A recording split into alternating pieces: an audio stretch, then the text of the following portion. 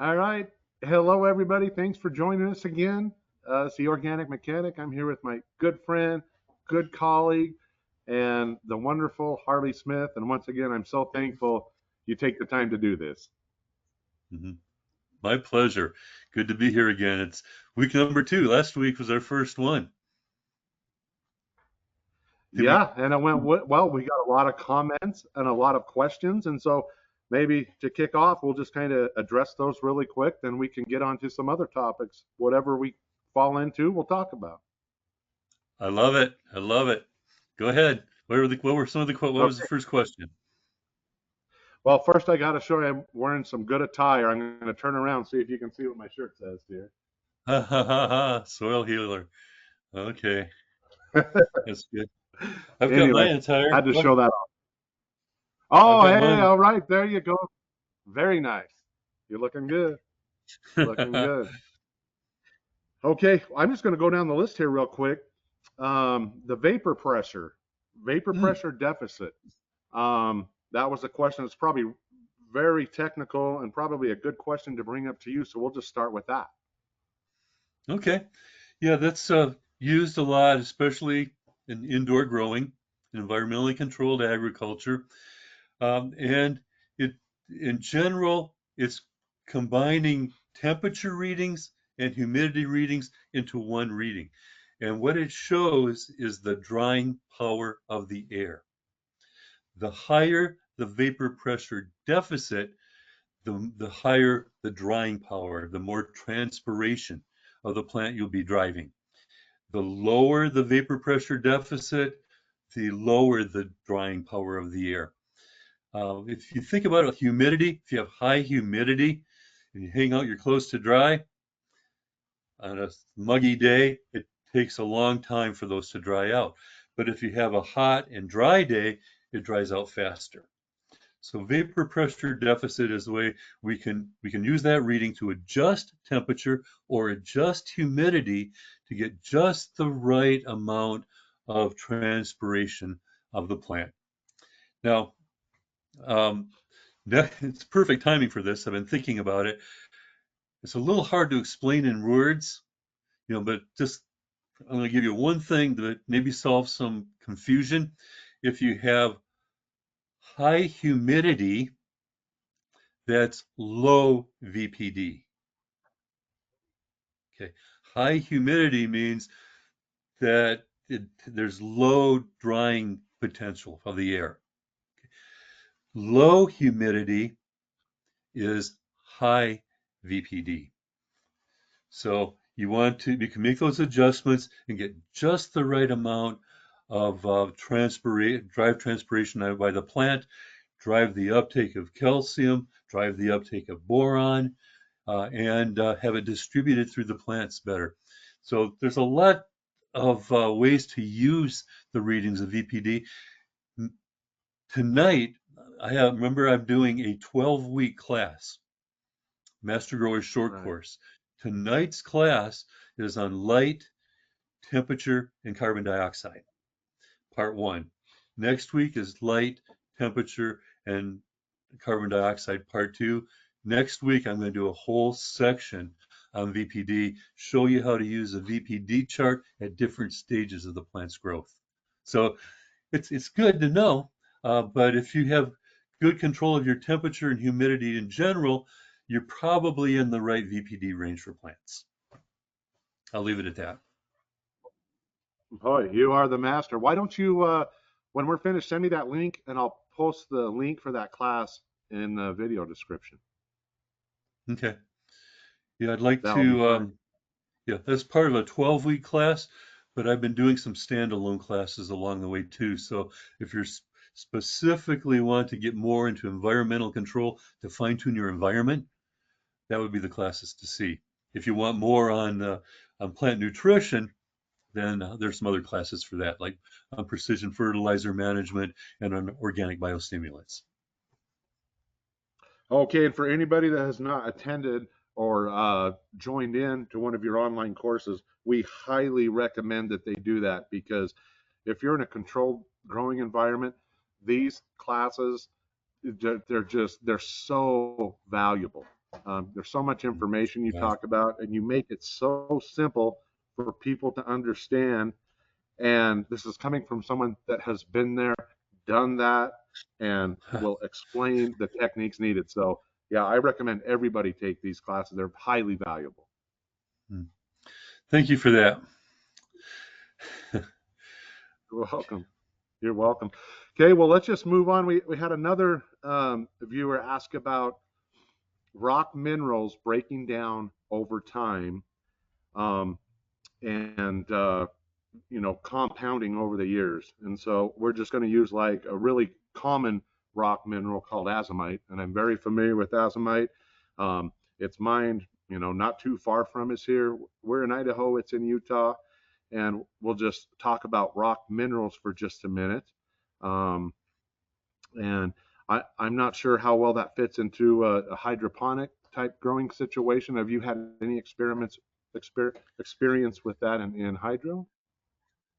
Um, in in hydro, there's some crossovers, but I'm sure you have a lot more input than I do on that. Remember, the plants take up minerals in their ionic form. In other words, the minerals are broken down to smaller and smaller and smaller and smaller parts until they dissolve in the water as ions. Those are very small electrically charged particles, and that's the form that plants take up minerals, whether it's in hydroponics or in soil. That's the form that they use. So, yeah, there is a crossover there. In hydroponics, we already have the minerals in ionic form. We just mix them in the right proportions. In soil, nature has to do that, especially with soil biology. But I'd like to hear some of your stories, though, on especially on the silicon. I was fascinated by that. You bet, you bet. Let me just touch on the azomite for a moment. So, Sure. azomite is as old as the earth already. So, it's just sitting there. It's a mined rock mineral, and the majority of our customers blend it in with their soils or in their gardens or in their containers. And azomite is well known for everything from A to Z, minerals from A to Z. Now, however, those minerals are not available. It takes a lot. There needs to be a lot going on to really make those available. And it's soil pH and moisture and biology, of course, and the chemistry that happens when all that is blended together and in a balance of each other. And azomite just has trace amounts. I mean, small amounts of so many minerals in there, even some minerals we don't want to talk about, even some elements we wish weren't in it are in there as well. But it's just a little bit of everything. And yes, it does break down and release over time. It's never immediately available. So if you year after year mix azomite with your soil, it does have benefits, and it will compound over time based on biology and soil type, soil texture, soil pH, those kind of things. So we always recommend people use a diversity of minerals in their soil for long-term soil health and plant health. So yeah, we like the rock minerals. We suggest adding them if you have the opportunity, but don't expect much right off the bat. Just because it's there doesn't mean the plant will get it. It takes time. Hmm. Yeah, And I have one comment on azomite. Azomite is a zeolite, correct? Those are zeolites. um, it, it's kind of a form of it. It's not classified as zeolite because it's not as porous as zeolite. Oh, okay. Yeah, the zeolites have a chemical structure that have it's like a sieve. It has little holes in it. They're porous, right? And what's really cool Yes. about that is it gets trapped in the root zone, those very small particles. And as the water flows through the pores, it gets locked up temporarily, and then it's available to the roots. So a lot of the trace elements, iron and copper and manganese, literally get trapped in the root zone. They're available to the microorganisms for their metabolism, and then the microorganisms make them more available to the plant because microorganisms they make organic acids and enzymes that unlock nutrients from the soil and make them available to the plant. So that's a really beautiful balance if you have the very fine um, zeolite particles that are going to the soil that you That's water well into the said. root. That's well said. And we always recommend, we send a lot of zeolite out of here to our customers to blend with their soil for exactly the reasons you said. And one other thing is it's so porous, it's great homes for microbes. So Right. in the microbes in the soil, if their environment is not what it wants, they have a tendency to A, pass away, B, go down deeper in the soil, or C, find a home. And the zeolite particle, the zeolite minerals, has a great home for microbes that can get in there and do what they do for their longevity. So yeah, zeolite is another rock mineral that we highly suggest mixing in soil. It does have some of the same attributes as azomite, just a different form. So well said on the Hmm. zeolite. Thanks for bringing that up. Yeah. Yeah. Yeah. I That's know. good. Okay. Uh, I know a lot of the microbial inoculants have will have zeolite as a carrier, just because it's so friendly to the microorganisms. So anyway, yeah, let's go ahead and move on. We could talk about that all day long, but yeah, Yeah, the that's a silicon. great point. But what about Yeah. that story you told me about the silicon drift from the dunes? Okay, right. We had some farming customers that their acreage was their soil type was clay, some caliche, just uh, kind of a tough soil to deal with, tough soil to till. Their neighbors backed right up to some small sand dunes, and they had a real sandy loam.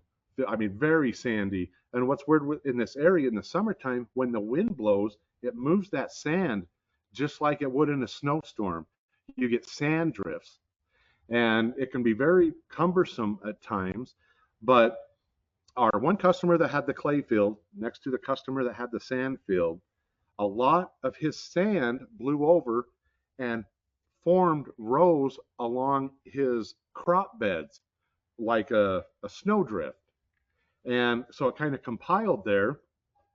And anyway, over time, it's kind of a nuisance, because every farmer wants their field to look pristine and, they take great pride in a good looking field. And now we got these sand dunes, these sand windrows all over in his field.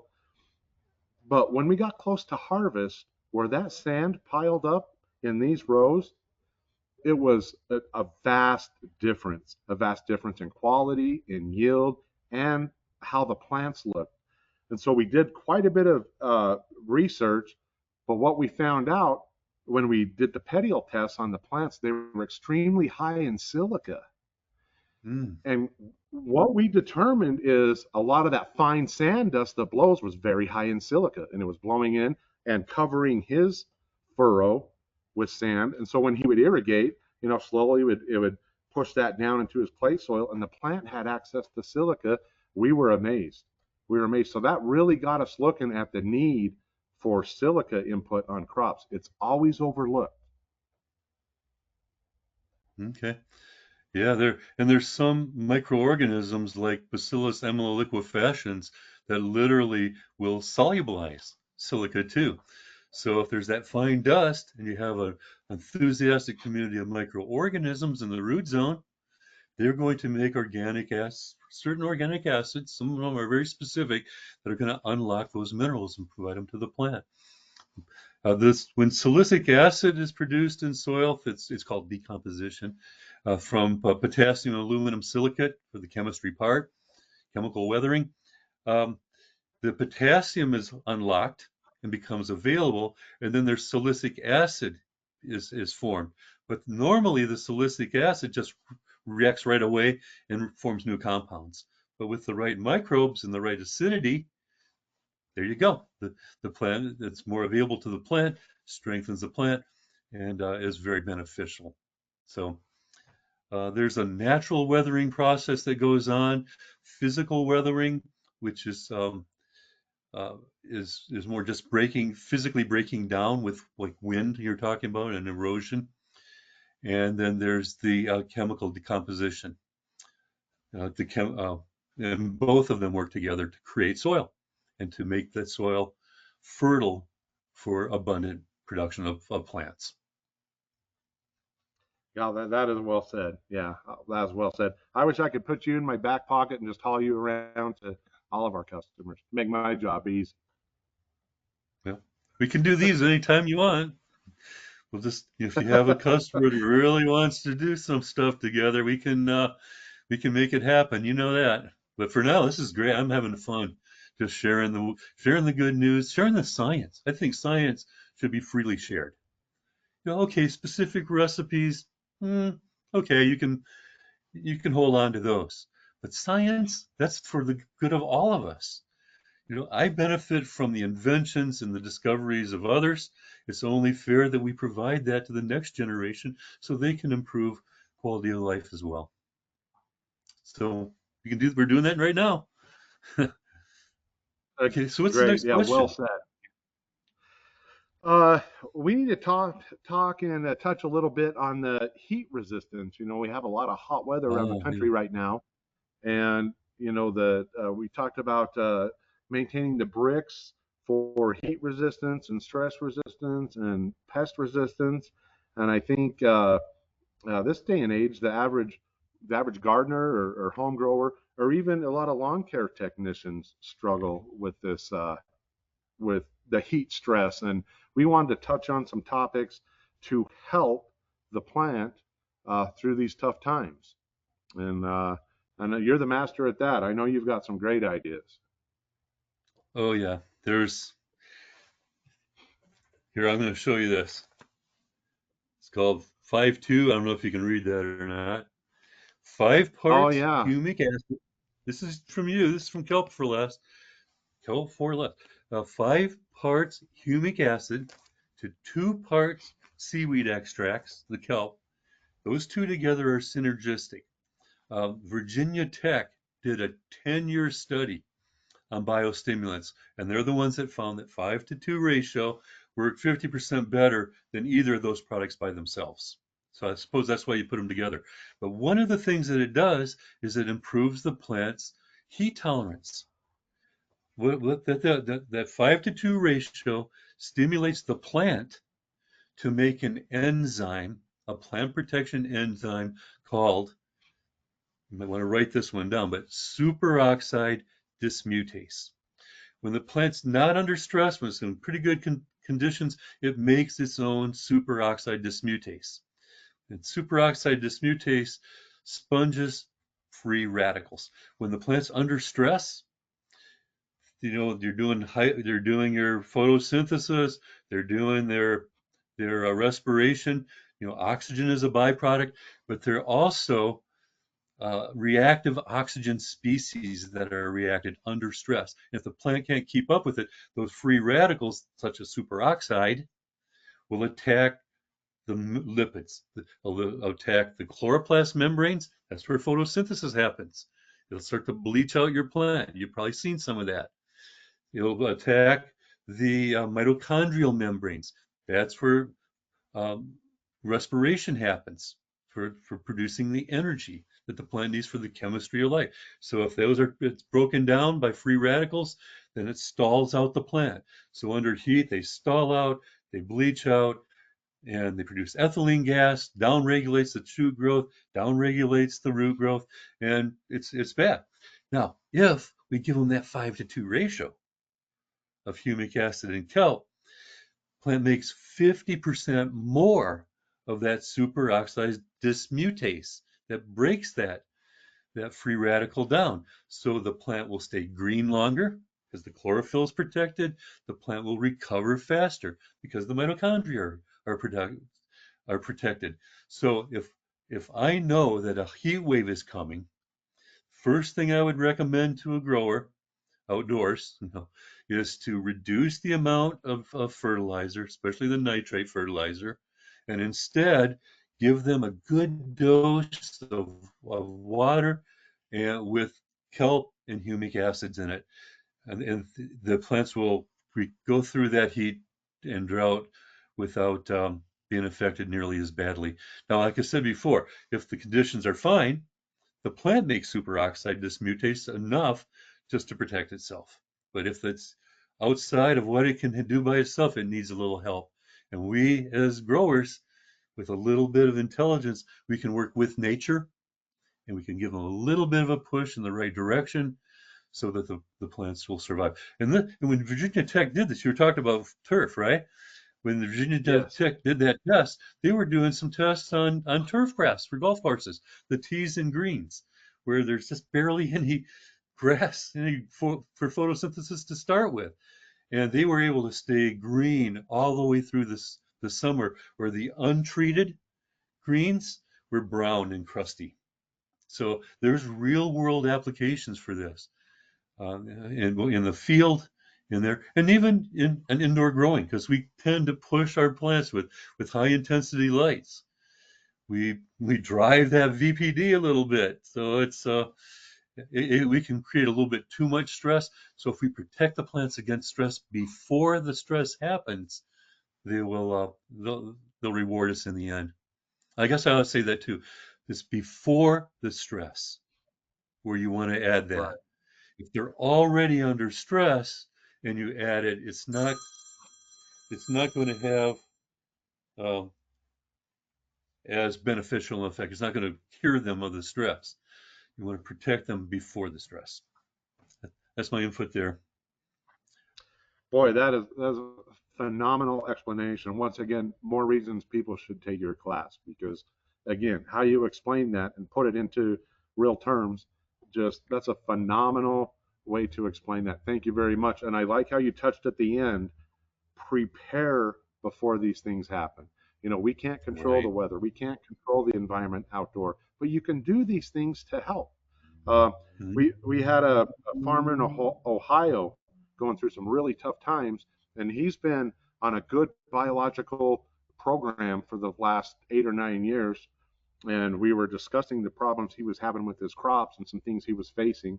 And I told him, look, we have been accelerating a system for over 5 years now. So your soil's been conditioned with a lot of things in it. You're going to come out stronger than your neighbor that's not on a good biological program. And it's showing right now today. I just talked to him, and he's very excited how his crop is holding up over the weather. Um, and of course, this is just a visual in his mind comparing his fields to surrounding fields.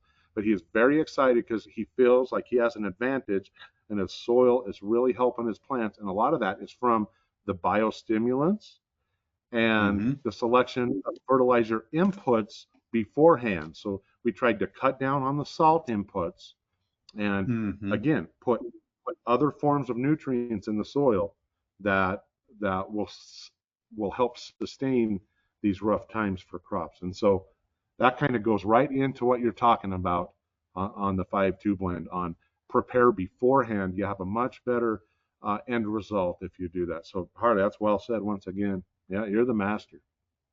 Yeah. I kind of wondered about the humic acid part of that. Why did that make it work so much better than just the kelp alone? Well, that superoxide dismutase, that molecule that will break the free radicals from stress, that has to be turned on, has to be activated by either an iron manganese complex or a copper zinc complex. If that one molecule of one enzyme is turned on, it can do over 1,000 chemical reactions per second inside the cell. I can't even move my fingers 1,000 times per second. That one molecule can do that. So if you have the humic and fulvic acids that make those trace elements more available, along with the production of the superoxide, this mutase molecule, if it's turned on, it's going to do 1,000 per second. If it's turned off, the trace elements aren't there, it's not doing any. So I can see now why the two together are so synergistic. Absolutely, absolutely. And take a look at your nutrient input selection. So we always push diversity of nutrient. Um, Many people get stuck on, I'm just going to use potassium nitrate. I'm just going to Mhm. use, but if you look at what you're feeding your soils and feeding your plants, if you can get some other forms of those nutrients, again, it stimulates all those enzymes, triggers a lot of other things in the plant, and just that Mhm. whole ecosystem, that diverse ecosystem and just anything we can do to accelerate that system that's beneficial to the plant. And so, boy, that's a great way to probably touch on the enzyme activation and things like that. Maybe that's something we can go into a little bit further next week. Later on. Yeah, I think so. I think that's good. Enzyme activity, I mean, that is for the chemistry of life. And if we can stimulate that, that's part of the secret of, well, let's save it for later, but part of the secret of the biostimulants is turning on enzymes with either cofactors or coenzymes. So, yeah, let's talk about that a little more next week and show how we can, we can amplify the growing process. Okay, anything else? Were All there any right. other questions, or are we good for this Let's see. week? We're about 30 minutes in. We touched some very Okay, great materials. I hope everybody really takes heed to what we talked about and think about how they can work some of this into their system for better end results. And again, there's no perfect program. There's no silver bullet. right, It's a combination right. of so many things, and that's what we're here to help share. There's a lot of ways to get to a great end result, and this will really help a lot of growers. hmm Okay, let's wrap it up. Thanks for inviting me again. Now we're kind of a team here every week, you know. But yeah, just remind everybody that the classes are available if you want to go deeper into an actual educational class, and then I'll have pictures and diagrams and things that make it easier to understand. But yeah, please, people out there, if you want to learn more, sign up for one of my classes. Thank you. And Brandon, I'll see you next week. Okay. Okay, and we'll put a link to your classes so everybody can check those out. What you're doing, I highly recommend it. It's one of the best things you can do if you're a grower. Um, even from beginner to expert, you will benefit. hmm You Yeah. will benefit. It's so valuable. The common sense, the chemistry, and the information you provide, all wrapped into one. Everybody needs to take some of your courses. So I appreciate your time being here this morning, and we'll do this again next week. Okay. See you later. Bye. See you, Harley. Bye bye.